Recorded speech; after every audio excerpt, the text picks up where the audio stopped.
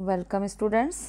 अभी हम देखेंगे टॉपिक प्रेगनेंसी पार्ट 2, जो कि मिडवाइफरीज के हाई रिस्क प्रेगनेंसीज में से लिया गया है, जिसका पार्ट 1 हमने ये देखा, जिसमें हमने diagnosis, clinical manifestation, types, classification, इसके रिस्क हम सब देख चुके हैं, उसे समझ चुके हैं। तो आज हम देखेंगे पार्ट 2, जिसमें कि हम फोकस करेंगे management.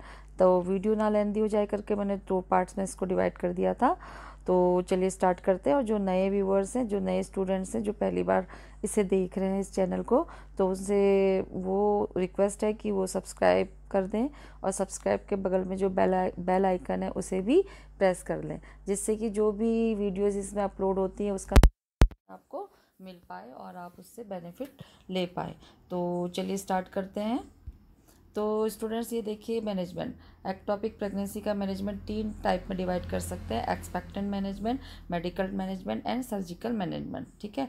Medical management also divided into 2, local and systemic. ठीक है। तो ये सारा जो होता है लोकल में किया जाता है, जैसे कि यूएसजी और लेप्रोस्कोपिक सल्पिंगो सिंथेसिस करेंगे, और ये सारी मेडिकेशन उसमें मिलेगी। इसमें भी यही है कि सिस्टमिक में भी मिथोट्रैक्सेट होता है, उससे उसको ट्रीट करेंगे। ठीक है। अब सर्जिकल मैनेजमेंट में रेडिकल होगा और कंजर्वेटिव ट्रीटमेंट होगा। रेडिकल में हो गया सल्पिंगेक्टमी। सल्पिंगेक्टमी में तो वही है, एक्टमी मतलब रिमूवल ऑफ द ट्यूब। और कंजर्वेटिव में होगा सल्पिंगोटॉमी और salpingotomy, segmental resection and milking और फिम्ब्रिया एक्सप्रेशन। ओके। तो देख लेते हैं इसको। तो management of the tubal pregnancy जो होती है डिवाइडेड 2 पार्ट्स में, जो इससे कि हम चार्ट में देख चुके हैं। आप ऐसे भी लिख सकते हैं और ऐसे भी लिख सकते हैं कि इसको हम 2 तरीके से डिवाइड कर सकते हैं, जैसे कि मैनेजमेंट ड्यूरिंग अनरप्टर्ड जो ट्यूबल प्रेगनेंसी जो होती है, यानी कि जो रप्चर नहीं हुई होती है, और दूसरा हो गया है management during the ruptured tubal pregnancy, यानी कि जब ट्यूब रप्चर हो चुकी है। तो दोनों के अलग अलग ट्रीटमेंट होते हैं। तो नंबर 1 में है अनरप्चर्ड ट्यूबल प्रेगनेंसी में क्या मैनेजमेंट करेंगे। तो पहले तो कंजर्वेटिव मैनेजमेंट होगा, जिसमें कि क्या होगा, इस मैनेजमेंट के अंदर जो होता है women having intrauterine pregnancy again in the future. ठीक है। And it can be medical और सर्जिकल टाइप। इसमें भी क्या होगा कि मतलब इसमें भी चांस होता है कि इंट्रायूट्राइन प्रेगनेंसी उसको दोबारा से कंसीव हुई है, और वो एक्टोपिक प्रेगनेंसी के उसमें चांस है। तो उसमें क्या करेंगे कि मेडिकल और सर्जिकल ट्रीटमेंट उसको देंगे। तो मेडिकल मैनेजमेंट में तो मेडिकेशन के थ्रू उसको क्या करेंगे ड्यूरिंग मतलब ये इस तरीके की मेडिकेशन उसको यूज़ की जाती है ड्यूरिंग एक्टोपिक प्रेगनेंसी। ट्रीटमेंट में जैसे कि जो वुमेन होती है उसको सिंगल डोज दी जाती है मिथोट्रैक्सेट की, जो कि हम चार्ट में भी देख चुके थे, 50 mg, जो कि IM रूट से दी जाती है। और सीरम SCG लेवल को असेस करना होता है उसका 4th और 7th डे में। और उसमें क्या करना होगा, इफ़ द ड्रॉप जो होती है SCG लेवल जो होता है वो 5 to 7 डेज़ में कम हो रहा होता है, और 15% तक। तो from day 4 to 7 day is less than 15%, यानी कि 15% से ये 4 to 7 डेज़ में कम हो रहा है। और the same dose of methotrexate is given again on 7 day. तो उससे क्या करेंगे, फिर से उसको मिथोट्रैक्सेट है वो फिर से उसको देंगे अगेन 7 डे में। अच्छा, सर्जिकल कंजर्वे ये इंपॉर्टेंट है। उसमें तो आप ऐसे भी लिख सकते हैं, मेडिकल मैनेजमेंट जो होते हैं उसके जो मेडिकेशन के नेम है उससे उसको ट्रीट कर सकते हैं, ज़्यादा लेंदी लिखने की ज़रूरत नहीं है। लेकिन सर्जिकल कंजर्वेटिव ट्रीटमेंट है, ये आपको नेम के साथ लिखना पड़ेगा, तो ज़्यादा मार्क्स मिलेंगे। जैसे कि सल्पिंगोस्टॉमी है, तो इसमें क्या किया जाता है कि जब उसका साइज जो एक्टोपिक प्रेगनेंसी के जो मास का साइज होता है वो लेस देन 4 सेंटीमीटर होता है, और वो जो होता है distal 3rd part of the tube में जो होता है, यानी कि जो ये वाला जो नीचे का जो 3rd पार्ट होता है डिस्टल का। ठीक है। तो वहाँ का जो मतलब जो ये यूट्रस होता है, जैसे ये यूट्रस है उसके अवे जो डिस्टल का 3rd पार्ट है, वहाँ पे वो प्रेगनेंसी अगर इम्प्लांट हो गई है तो उसमें क्या करेंगे, सल्पिंगोस्टोमी करके उसको रिमूव कर देंगे, जो एक्टोपिक प्रेगनेंसी है। जैसे कि यहाँ पे आप देख पा रहे होंगे कि ये है, जैसे यहाँ पे वो है प्रेगनेंसी, तो इसमें क्या करेंगे, उसी के ऊपर से कट लगाएंगे, यहाँ इसको दोनों को टाई करेंगे और यहाँ पे को कट लगा के वो उस प्रेगनेंसी को क्या कर देंगे, रिमूव कर देंगे। ओके, तो इस तरीके से है।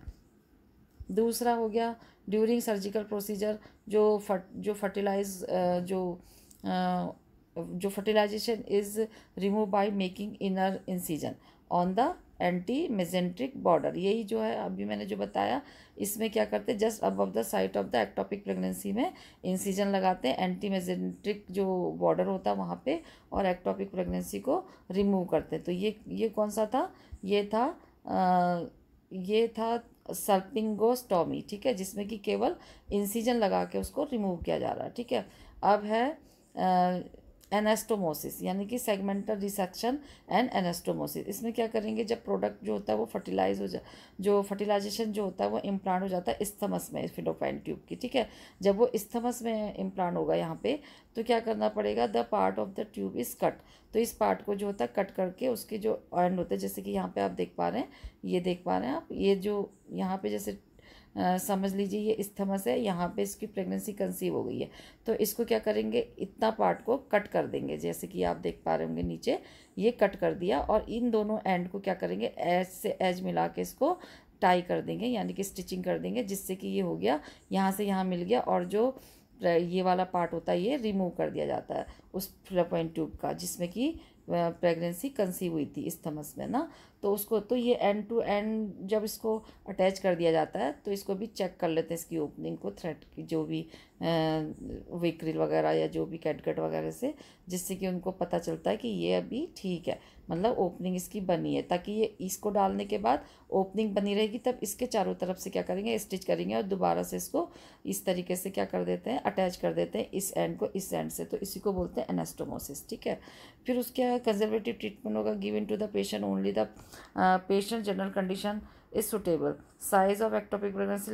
अगर पेशेंट की कंडीशन अच्छी है, ठीक ठाक है, और मतलब जनरल कंडीशन पर डिपेंड करता है ये ट्रीटमेंट, और उसकी जो एक्टोपिक प्रेगनेंसी जो है वो भी जो है उसका जो साइज़ है वो 4 सेंटीमीटर से कम है, और no sign of tubal rupture, अगर उसको ट्यूबल रप्चर के साइन भी नहीं है, तो ये हो गया कंजर्वेटिव ट्रीटमेंट। तो क्या करेंगे उसमें कि उसमें जो होता है ये एससीजी लेवल को चेक करेंगे, शुड बी मॉनिटर्ड वीकली करेंगे, अनटिल द फेल, मतलब जब तक कि वो फॉल नहीं हो जाती, कब कितने तक का, बिलो 5 to 0। तो यानी कि जब तक उसका तक वो नीचे नहीं आ जाता है एससीजी लेवल, तब तक उसको क्या करते हैं, मॉनिटर करते हैं वीकली। ठीक है, जब तक कि कम ना हो जाए। और जो सर्पिंग, ये वाला था कंजर्वेटिव ट्रीटमेंट इसका। और जो सर्पिंगेक्टोमी जो होती है, उसमें क्या करते हैं कि remove of the fallopian tube. ठीक है, इसमें क्या करें, ट्यूब को ही रिमूव कर देते हैं, जैसे कि आप देख पा रहे हैं, और बाय द सर्जिकल प्रोसीजर करेंगे इसको, इसी को बोलते हैं सल्पिंजेक्टमी। और ये जो होता है अफेक्टेड द सर्जिकल प्रोसीजर में, मतलब इसमें कौन से पार्ट को जो अफेक्टेड हो जाता है, when the most of the tubal has been damage, जो अफेक्टेड पार्ट होता है ये, जैसे कि यहाँ पे प्रेगनेंसी कंसीव हुई और ये अब क्या हो गया, डैमेज हो गया, ये किसी काम का नहीं रहा, तो इसको क्या कर देंगे, इसको रिमूव कर देंगे। ठीक है, ड्यूरिंग एक्टोपिक प्रेगनेंसी तो fallopian tube remove. Okay, management during pregnancy, जो सेकेंड वाला वो तो अनरप्चर्ड थे, लेकिन अब ये है रप्चर, तो इसमें करेंगे, इसमें स्टार्टेड एंटी शॉक ट्रीटमेंट, क्योंकि पेशेंट शॉक में आ सकती है, क्योंकि उसका इंटरनल हेमरेज हो रहा है, रप्चर हो चुकी है ट्यूब, तो उसकी एंटी शॉक ट्रीटमेंट देंगे उसको। अर्जेंट उसकी क्या करेंगे, लेप्रोटमी करेंगे और सल्पिंजेक्टमी कर देंगे, यानी कि रिमूवल ऑफ द ट्यूब उसकी कर देंगे, क्योंकि वो अब मतलब बर्स्ट हो चुकी है और वो उसको रीसेट करने लायक नहीं है। तो पेशेंट इज स्टार्टेड, यानी कि जो पेशेंट है उसको क्या करेंगे, स्टार्टेड रिंगर लैक्टेट करेंगे थ्रू दी आईवी रूट, क्योंकि उसको एंटी शॉक ट्रीटमेंट देना है, ब्लड उसको देना पड़ेगा, ट्रांसफ्यूज करना पड़ेगा, क्रॉस मैच ब्लड देना पड़ेगा, यानी कि पहले क्रॉस मैच करा लेंगे। और लेप्रोटमी और सल्पिंजेक्टमी जो होती है ये लेप्रोटमी है। ठीक है, लेप्रोटमी, और यानी कि ओपन करना है और एब्डोमेन को, यूट्रस को वहाँ तक पहुँच के देखना है, और सल्पिंजेक्टमी में रिमूव करना है। When the women general condition is poor, अगर वुमेन की जनरल कंडीशन ठीक नहीं है तो उसको क्या, और जो लेप्रोस्कोपी है वो कॉन्ट्राइंडिकेटेड है, तो लेप्रोस्कोपी परफॉर्म करेंगे to the locate the affected fallopian tube and surgically removal of the affected tube. तो पहले उसको देखना पड़ेगा, फिर उसके बाद उसको जनरल कंडीशन को उसकी सुटेबल करके तभी इसको और इसमें क्या होगा कि दिस ट्यूब इज सेंट, और जो भी ट्यूब अभी कट करी है अफेक्टेड ट्यूब, तो उसको क्या करेंगे सेंड करेंगे हिस्टोरिकल एग्जामिनेशन के लिए। अनअफेक्टेड ट्यूब को क्या करेंगे, does not need to be remove. जो ट्यूब सही है और अफेक्टेड नहीं है उसको रिमूव करने की ज़रूरत नहीं होती है। अगर ये ओवरी तक पहुंच गया है जो इम्प्लांटेशन है, और अफेक्टेड साइड जो होती है डैमेज हो गई, अगर ओवरी में इम्प्लांटेशन और का है तो उसको भी क्या करना पड़ेगा, आउट करना पड़ेगा, उसको बोलते हैं oophorectomy. Removal ovary is called. Okay, then if the implantation of the fertilized egg occur interstitial part, fertilized egg होता है वो interstitial जो फिलोपियन ट्यूब होती है उसके इंटरस्टिशियल पार्ट पे वो फर्टिलाइज हो जाता है, यानी कि इम्प्लांट हो जाता है। तो साइज ऑफ द ट्यूब होती है वो रप्चर इज लार्जर, और इन जनरल मतलब ट्यूब होती है वो लार्ज हो जाएगी तो, और वो रप्चर हो जाएगी, हेल्थ ऑफ द वुमेन जो होती है वो भी डाउन हो जाएगी। तो जो ये केसेस होते हैं परफॉर्म सब टोटल हिस्टेक्टमी, पेशेंट की सब टोटल हिस्टेक्टमी करनी पड़ेगी। ठीक है, हिस्टेक्टमी आपको पता ही है, removal of the uterus is called hysterectomy. तो यहाँ पे पूरा रिमूव नहीं करना, सिर्फ सब टोटल करना है। ठीक है, तो जो वाइटल साइन होते हैं उसके नर्सिंग मैनेजमेंट देखिए, वाइटल साइन उसके चेक करने होंगे, जनरल हेल्थ को असिस्ट करना होगा उसके, और उसके जो भी वुमेन के जो जनरल हेल्थ में जैसे कि पेन है, एब्डोमेन वजाइनल ब्लीडिंग है, पेलर है, ये सब चीज़ें असिस्ट करनी होगी। और शॉक के सिम्टम को उसको चेक करना पड़ेगा, पेशेंट के ब्लड प्रेशर, जैसे कि अगर पेशेंट हाइपोटेंशन में है जैसे उसको देखना होगा, और उसकी जो टैकीकार्डिया की कंडीशन है और कोल्ड क्लैमी है, उसके जो एक्सट्रीमिटीज़ हैं वो सब असिस्ट करने पड़ेंगे, यानी कि जो जितने भी शॉक के साइनस सिम्टम वॉच करने पड़ेंगे। वुमेन शुड स्टार्ट रिंगल एक्टेड, जैसे हम पहले कर चुके हैं कि थ्रू दी आईवी उसको रिंगल एक्टेड ब्लड ट्रांसफ्यूज़न ये सब स्टार्ट करना पड़ेगा, जो कि blood transfusion well cross match हो, और क्लोजली मॉनिटर करना पड़ेगा वाइटल वगैरह। और उसको क्या करना पड़ेगा, जो करेक्ट रूल हैं, जो भी करेक्ट 10 रूल हैं उसके अकॉर्डिंग उसको मेडिकेशन प्रिस्क्राइब करनी पड़ेगी, जो भी उसको ऑर्डर की गई है। तो इसमें सारे रूल को क्या करना पड़ेगा, फॉलो करना पड़ेगा, जो कि राइट रूल है, जिसमें कि patient right, patient right dose, right patient right route, ये सब चीज़ आ जाता है। और यूज़ प्रिवेंट हॉस्पिटल, जो कि क्या करता है कि जो हॉस्पिटल अक्वायर्ड इन्फेक्शन होता है उससे प्रिवेंट करता है। ठीक है, और जो नर्सिंग इसमें जो होता है, जो भी केयर देते हैं उसमें हैंड वॉशिंग का पूरा ध्यान रखना है, बिफोर और आफ्टर ईच प्रोसीजर क्या करना है, हैंड वॉश करना है।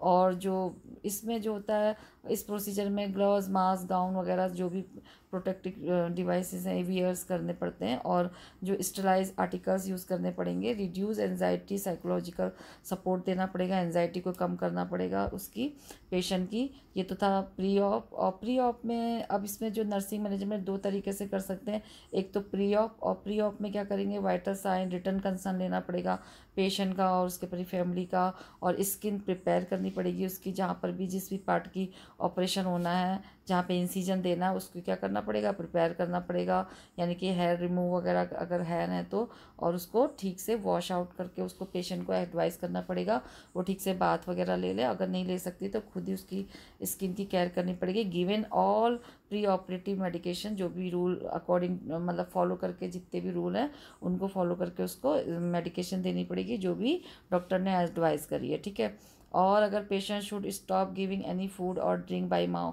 मतलब उसको जो होता है अगर पेशेंट पोस्टेड है तो उसके सारे जो भी बाई माउथ है, यानी कि नील बाई माउथ उसको रखना है, कोई भी चीज़ उसको मुंह से नहीं देनी, ना पीने के लिए ना खाने के लिए। और साइकोलॉजिकल सपोर्ट उसको प्रोवाइड करवाना है ताकि उसकी एंजाइटी रिमूव हो, और फैमिली मेम्बर को भी सपोर्ट करना है। और जो एम्प्टी बावल, और जो भी मतलब to empty the bowel as needed, उसके बावल को मतलब जैसे कि एनीमा वगैरह के हेल्प से उसके बावल को मतलब क्लीन करना होगा एनीमा वगैरह से, जिससे कि क्या ना हो, अफेक्टेड ना हो, इन्फेक्टेड ना हो, वहाँ पे इन्फेक्शन कम हो, अगर in case during the operation जो है कोई भी फीकल मैटर वहाँ पे पास ना हो, और ऑपरेशन करने में इजी हो। ठीक है, और कैथराइजेशन करना पड़ेगा पेशेंट को ताकि यूरिन प्रॉपरली हो और मेजर की इनटेक आउटपुट में हेल्प मिले। और ऑपरेटिव जो मेडिकेशन, जो ऑपरेशन विद नेसेसरी मेडिकेशन जो होती है उसको अप्लाई करनी चाहिए। मतलब जब ओटी में भेजते हैं, ये पोस्ट ऑप में पेशेंट को भेज रहे हैं ओटी में, तो उसकी आइडेंटिफिकेशन टैग भी पेशेंट को लगाना चाहिए, और उसमें पेशेंट को आइडेंटिफिकेशन टैग के साथ उसके ऑल मेडिकेशन के साथ भेजना चाहिए। और टैग में जो होता है उसका नाम, बेड नंबर और उसका जो आइडेंटिफिकेशन टैग है उसमें सारी चीज़ें रिटर्न, जो भी वर्ड है वो ठीक से रिटर्न होनी चाहिए, क्लियर होनी चाहिए। और registration number, name of ward, unit, name of surgery, ये सब चीज़ें उसमें मेंशन होनी चाहिए। पोस्ट ऑपरेटिव नर्सिंग केयर में क्या करेंगे, ये तो प्री ऑप था। पोस्ट ऑप में क्या करेंगे, वाइटल साइन उसका लेना पड़ेगा सबसे पहले, जनरल हेल्थ उसकी चेक करनी पड़ेगी। और पेशेंट को क्या करना पड़ेगा, एनाल्जेसिक मेडिकेशन प्रोवाइड करनी पड़ेगी ताकि पेन ना हो उसको और वो काम रहे। और जो तो कंफर्टेबल पोजीशन उसको प्रोवाइड करनी पड़ेगी कंफर्टेबल एनवायरनमेंट के साथ, ठीक है। और मेंटेन करना पड़ेगा पेशेंट का वाटर इलेक्ट्रोलाइट बैलेंस मेंटेन करना पड़ेगा थ्रू दी आईवी। और ऑल मेडिकेशन देनी पड़ेगी जो कि जिसमें कि एंटीबायोटिक, एंटी एमेटिक और एंटासिड है और एनाल्जेसिक उसको देना पड़ेगा। और सभी चीज़ें देने से पहले, यानी कि सब मेडिकेशन देने से पहले ऑल राइट्स जो भी हैं पेशेंट के, उसको मेडिकेशन के जो भी राइट्स हैं उसको फॉलो करना पड़ेगा। और उसके प्रिवेंट करना पड़ेगा बेड सोर ना हो, तो उसके लिए स्किन केयर उसको देना पड़ेगा। और उसको लिक्विड ही देना है बाय माउथ। अगर मतलब जब स्टार्ट करेंगे तो सबसे पहले लिक्विड से उसको स्टार्ट करना पड़ेगा, उसके बाद धीरे धीरे उसकी जो होता है सेम ही इस तरीके से उसको इंक्रीज कर सकते हैं फूड को। और जो स्मॉल मील देनी होगी उसको धीरे धीरे, एक ही साथ ढेर सारा खाना नहीं दे के, जो भी मतलब मील दे रहे हैं पीने के लिए, ड्रिंक वगैरह, वो धीरे धीरे देनी है, स्लो, मतलब बीच बीच में गैप करके फ्रीक्वेंटली देनी है। और जो स्ट्रिक्ट असेप्टिक टेक्निक को यूज़ करना है जैसे हमने पहले ही पढ़ा है। और इन्फेक्शन को अवॉइड करना है ड्यूरिंग दी पोस्ट पीरियड। जो होता है पेशेंट का जो पोस्ट ऑपरेटिव पीरियड होता है उसमें जो होती है पॉसिबिलिटी होती है कॉन्स्टिपेशन की, तो कॉन्स्टिपेशन को दूर करने के लिए उसको फ्लूइड इंटेक देना चाहिए, बढ़ा देना चाहिए। और उसको क्या देना चाहिए, हाई फाइबर डाइट देनी चाहिए उसको खाने पे। और लग्जेटिव देनी चाहिए, अनीमा वगैरह देना चाहिए। अगर ज़्यादा ये सबसे भी नहीं हो रहा तो फिर अनीमा भी देना चाहिए। और उसकी पेशेंट को क्लोजली मॉनिटर करना चाहिए। और अगर ये जो अब हम देखते हैं एब्डोमिनल प्रेगनेंसी, तो एब्डोमिनल प्रेगनेंसी किसे कहते हैं, जब implantation of the fertilize egg जो होता है वो कहाँ हो जाता है, पेरिटोनियल कैविटी में होता है, इसको एब्डोमिनल प्रेगनेंसी कहते हैं। और ये जो होती है 2 टाइप की होती है, primary abdominal pregnancy and secondary abdominal pregnancy. तो जो प्राइमरी एब्डोमिनल प्रेगनेंसी होती है इसमें क्या होता है, जो फर्टिलाइज होता है वो इम्प्लांट हो जाता है direct into the peritoneal cavity में, मतलब डायरेक्ट जाके वो पेरिटोनियल कैविटी में इम्प्लांट हो जा रहा है, ठीक है, इंस्टीड ऑफ यूट्रस, यानी कि यूट्रस में ना जाके सीधे पेरिटोनियल कैविटी एब्डोमेन की है जो वहाँ उसको बोलते हैं primary abdominal pregnancy. This condition found very rare, ठीक है, बहुत ही कम देखने को मिलती है। और जो सर्जिकल सेकेंडरी एब्डोमिनल प्रेगनेंसी जो होती है, इस कंडीशन में जो होता है, जो इम्प्लांटेशन होता है फर्टिलाइज एग, वो जो होता है फिलोपाइन में होता है, उसके बाद ओवरी में भी हो सकता है, यूट्रस में भी हो सकता है। और उसके बाद ये अम्लाइकस सैक इज एक्सपेल्ड, फिर वो अम्लाइकस सैक के थ्रू जो होता है वो comes into the peritoneal cavity and उसमें वो रीस्टेब्लिश हो जाता है पेरिटोनियल कैविटी में। ये कम से कम 3000 में से एक प्रेगनेंसी ऐसी देखने को मिल जाती है, ठीक है। माइनर एलिमेंट जो होते हैं इसमें प्रेगनेंसी के, जैसे वॉमिटिंग, बिल्कुल वॉमिटिंग की मतलब प्रेगनेंसी की तरह इसमें सिम्टम आते हैं, जैसे vomiting, nausea, abdominal pain, constipation, ये सब चीज़ें इसमें देखने को मिलेंगी। सिम्टम और ट्यूबल प्रेगनेंसी में लोअर एब्डोमिनल पेन होगा, वजाइनल ब्लीडिंग होगी, ठीक है, इनिशियली स्टेज में। और जो ब्रैक्सन हिक्स कंट्रैक्शन होते हैं एब्डोमिनल प्रेगनेंसी में वो एब्सेंट होते हैं। फीटल पार्ट जो होते हैं इजीली फील हो रहे होते हैं। और जब एग्जामिन करेंगे तो उसमें अब जो एबनॉर्मलिटीज़ होती हैं उसके फीटस के एटीट्यूड में वो देखने को मिलेगी। तो thank you guys for watching this video. Please like, share, comment and subscribe this channel. Thank you.